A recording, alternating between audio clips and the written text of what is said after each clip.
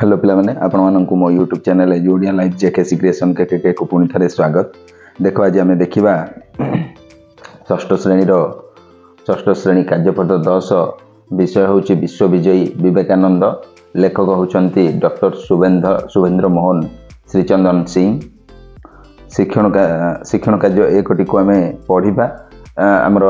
मान कौन करवा ना जो विवेकानंद पाठटी अच्छी है विश्वविजय विवेकानंद पाठर आम कौन करवा तार अनुच्छेद गुड़ी को फास्ट पढ़ा है। पढ़ी सारापर ये आसिक प्रश्न उत्तर करने को चेष्टा करिया नहले करियाटा बहुत कष्ट हम तुम मान पक्षरे। देख पठित शिक्षण कार्य एक देती पठित प्रबंध आधार में निम्नलिखित प्रश्न गुड़िक उत्तर दियो। देख आ पूर्व मुझे आउ गोटे जिनस कहूँ चाहूँगी जदि आपण मैंने आगु जो 9टी कार्यपद सबू क्लास आमर अच्छी है शिक्षण अभिवृद्धि कार्यक्रम सबू क्लास अच्छी मुझे गोटे प्ले लिस्ट भी बनई देती क्लास वाइज है से गुड़ी को जाकि देखु देखिकी जदि किसी बुझा पड़ूनी कमेंट सेक्शन में जनातु मुझे तार आंसर कही देवी। तो बर्तमान आउ डेरी नक आम बर्तमान जावा शिक्षण कार्य एक को। देख सी देती हनुमान कौन खाइबा को भल पाती बोली पुओ माँ ठारू शुणी तो लिख हनुमान कदली खाइबा को है कदली खाइबा को भल पाती कदली खाइबा को भल पाती बोली पुओ माँ ठारू शुणी है लिख नरेन कहीं शिक्षकता वृत्ति को आदरे नहीं नरेन कहीं शिक्षकता वृत्ति को आदरे नहीं देखा तुम लिख पे कौन लिख देख नरेन कहीं शिक्षकता वृत्ति को आदरे नहीं तुम लिख जितेबले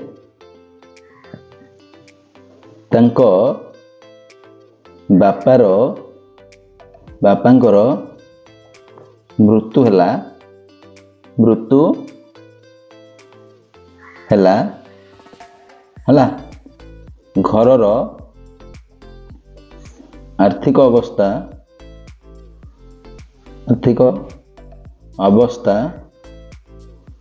भल नथिबा कारणरू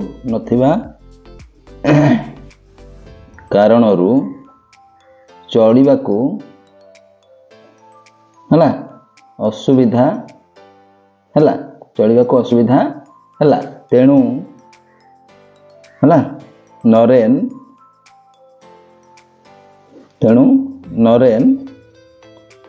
शिक्षकता वृत्ति को आदरी नहीं अब तापर नेक्स्ट जीवा। देख नेक्स्ट कहला आमको प्रश्न देख नेक्स्ट प्रश्न कहला अमेरिकार संवाद गुड़िक विवेकानंद भाषण और फोटो कहीं प्रकाश पाई कौन पाई प्रकाश पाई पचार लिखा। तो तुम लिख अमेरिकार है एक धर्मसभा है अमेरिकार एक धर्मसभा विवेकानंद है भारतीय धर्म है दर्शन है ओ हिंदू है धर्मर विशेषत्व है विषय रे अति सुंदर भाव वर्णना करी बुझाई है तेणु अमेरिकार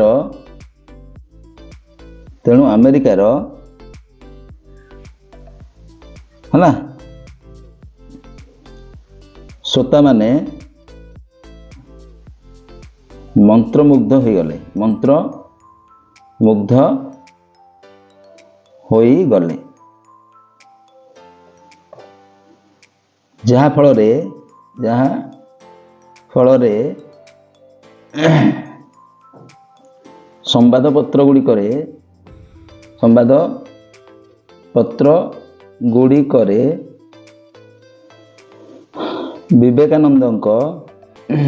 ବିବେକାନନ୍ଦଙ୍କ ହେଲା ଭାଷଣ ଓ ଫଟୋ ପ୍ରକାଶ ପାଇଲା ହେଲା। लिखी देती टिके जूम करदे ना देख एटा टिके देखा कि नहीं जूम करदे तुम देख देखाला हाँ ये खाली नंबरटा जूम कली है देखाला तापर आम कौन करवा नेक्स्ट नंबर को जीवा ठीक अच्छे चलो तापर देख प्रश्न से हेउछंती मानव जातिर अलंकार सदृश ए उक्तिटी काहांक उद्देश्य रे कह जायछि तमे लिखिबो से हेउछंती मानव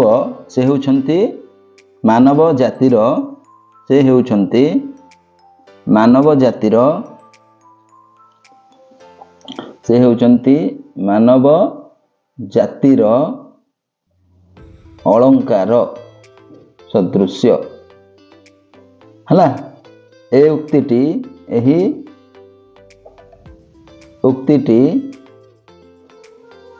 हला विवेकानंद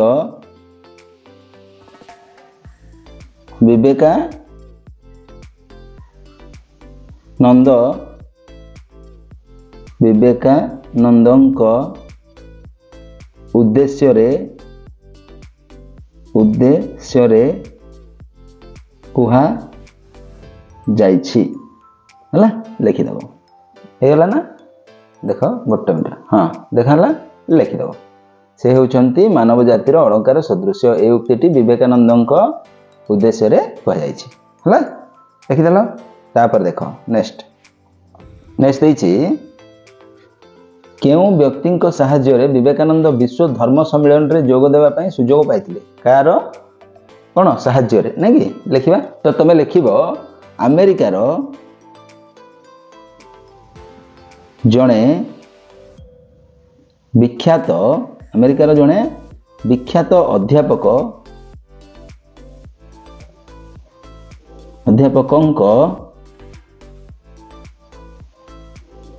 साहाय्य रे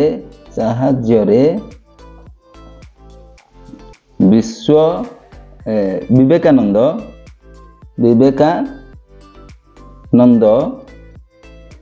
विश्व धर्म सम्मेलन रे जोग देबा पई सुजोग पाइथिले एमती लिखिदेव है तापर बर्तमान आम जा शिक्षण कार्य 2 को तापर देख आमको देछि शिक्षण कार्य 2 कौन देछि निम्न रे लिखा जाइथिबा अनुच्छेदटी को पढ़ है कौन देछि ना नेताजी को अबा किए न जाने से थिले भारतर स्वाधीनता संग्राम जड़े कर्णधारा पिता जानकीनाथ बोस और माता प्रभावती देवींकर से थिले सुयोग्य संतान 1897 मसीहा जनवरी मास 23 तारिख रे कटकर ओडिया बाजार रे से जन्मग्रहण करथिले पिलाटी बेलरू से थिले निर्भीक और देशप्रेमी भारतर सर्वोच्च चाकरी आईसीएस परीक्षा रे कृतकार्य होइथिले मध्य चाकरी रे जोग न देई भारतर स्वाधीनता संग्राम रे जोग देथिले से विदेश रे थिबा भारतीय युद्धबंदी माननकु नेई आजाद हिंदी फौज गठन करथिले तांकर मृत्यु एपर्यंत रहस्यावृत होई रहिछि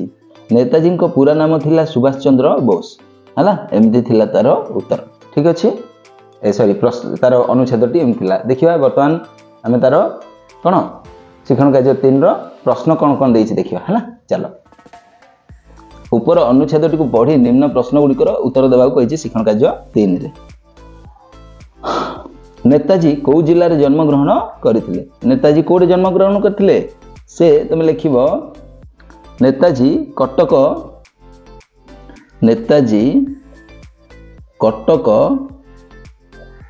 जिल्ला रे जन्मग्रहण करथिले हला एदे लिखियो तापर देखो दुईटा खडा कोन कहिछि खडा हम कहूँ देख गोटे मिनट हाँ खडा हम कहूँ नेताजी कहीं सरकारी चाकरी रे जोग देई नथिले नेताजी कहीं सरकारी चाकरी रे जोग देई नथिले हला तमे लिखिबो से तमे लिखिबो नेताजी हला स्वाधीनता संग्राम रे भारतर लिखिदेव ये सॉरी भारतर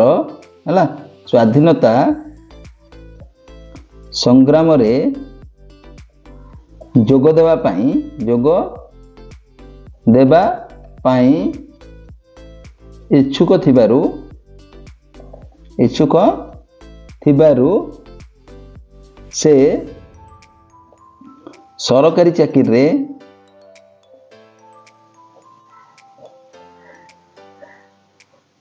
जोग देई नथिले हला तेणु करी सरकारी चाकरी से जोग देई नथिले हैगला वर्तमान जीवा आमे नेक्स्ट को देखो नेक्स्ट देला सुभाष बोस क्यों फौज गठन करथिले सुभाष चंद्र बोस को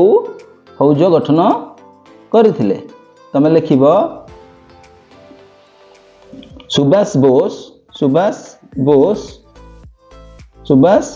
बोस आजाद हिंद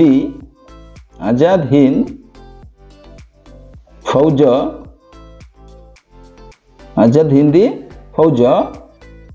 गठन